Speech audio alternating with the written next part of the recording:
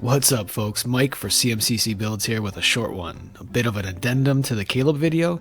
I'm on vacation this week with my family, which is awesome, but that means I don't have the time to edit a full build video, and since I didn't want to talk about it in the Optimizing Caleb video, I figured it would be perfect to dedicate this week's video to Caleb's familiar that we all know and love, Frumpkin, and the Find Familiar spell. Before we hop into that topic, I quickly wanted to remind you all that if you're interested in supporting the channel, or want some fun perks, I do have a Patreon link down below. If you want to vote on upcoming builds or want access to the D&D Beyond character sheets for each build with a full write-up or transcript of the video for ease of reference, or a shout out in one of my videos, or even your own build just for you. You want me to do a link build and it's taking too long? This is one way to speed up that process. Any and all support would be greatly appreciated. If that's not your thing, you can like, subscribe, share, all the YouTube things. You know the drill. It helps me out immensely. With that, let's pounce on today's topic.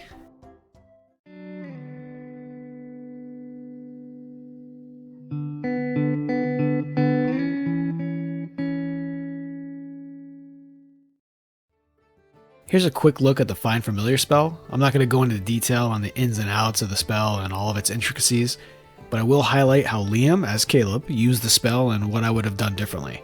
And at the end, I want to highlight an alternate option for the spell that can hopefully increase the amount of fun and variety you can bring into your own games. But first, I want to talk about the Find Familiar spell lists several animals that you can choose for the form of your Fey spirit. Those include the bat, the cat, the crab, the frog, hawk, lizard, octopus, owl, poisonous snake, fish, rat, raven, seahorse, spider, or weasel.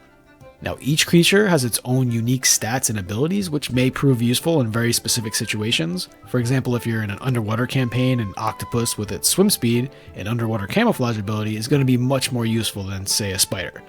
So because of that, setting and situation should dictate which form your familiar takes. Don't just stick to one and try to shoehorn it into every scenario you're thrown into. Liam did this quite a bit, having Frumpkin take the form of various birds, a spider, an octopus, and even a monkey. That said, the primary form a familiar should take, the one that nearly every optimizer agrees on, is not the cat. The cat has okay stealth, but not the best, and a decent smell-based perception option. But other than that, it provides really nothing of value. But cats are cute, so when you're not adventuring and you're shopping at the local town square, sure, summon your cat. But if you want to be effective during the adventuring day, which Frumpkin as a cat so often was not, then Owl is going to be the primary pick.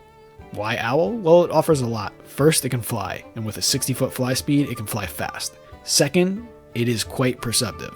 And as we'll discuss in the next section, scouting is the primary function of a familiar. Owls get a +3 on perception checks and advantage on those checks for sight and sound, which should be nearly all perception checks.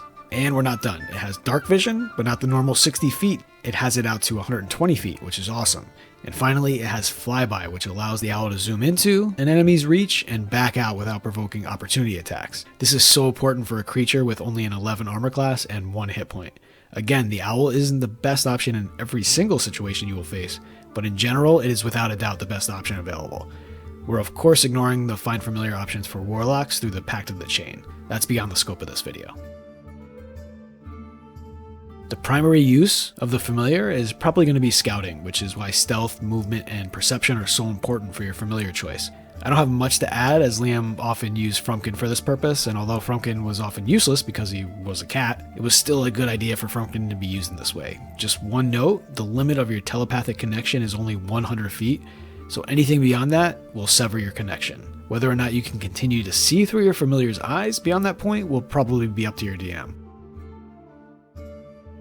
After scouting, your familiar's combat functionality is going to be the next best use of that familiar. This was a big area that Liam left out of his Frumpkin bag of tricks. If you're not careful and choose your options and actions poorly, your familiar will die fast. They have lousy ACs and very low hit points, so any hit is going to send them back to the Feywild. And if that happens, you'll need an hour to resummon them. Despite this and their inability to use the attack action, familiars can use the help action to give advantage on an attack. This isn't cheese or gaming the system, this is a normal action for your familiar to take. It might get a little old for you to do it every single action, but certainly on important attacks this should be an available option for you. Have the familiar ready the help action to provide advantage on your, or an ally like a rogue's, next attack. This would have been a perfect use of an owl Frumpkin to ensure that Not was able to get sneak attack every turn, or if Caleb needed to conserve spell slots and wanted to cast Firebolt, the owl could provide the help action to give a big boost to Caleb's ability to hit with that attack. Another big use for familiars is the ability for them to use spells or spell effects. The most popular is probably Dragon's Breath.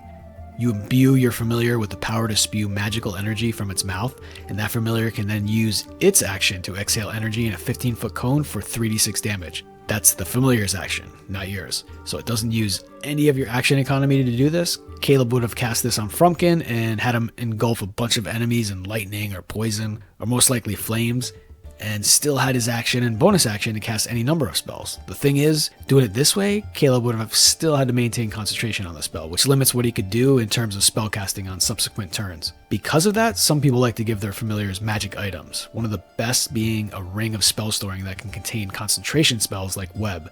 The familiar can then cast that spell from the magic ring, assuming your DM approves, which they should, and it would be the familiar, not the wizard, who maintains concentration on the spell. This would free up the wizard to cast a second concentration spell using their own concentration, effectively giving you 2 concentration spells at one time.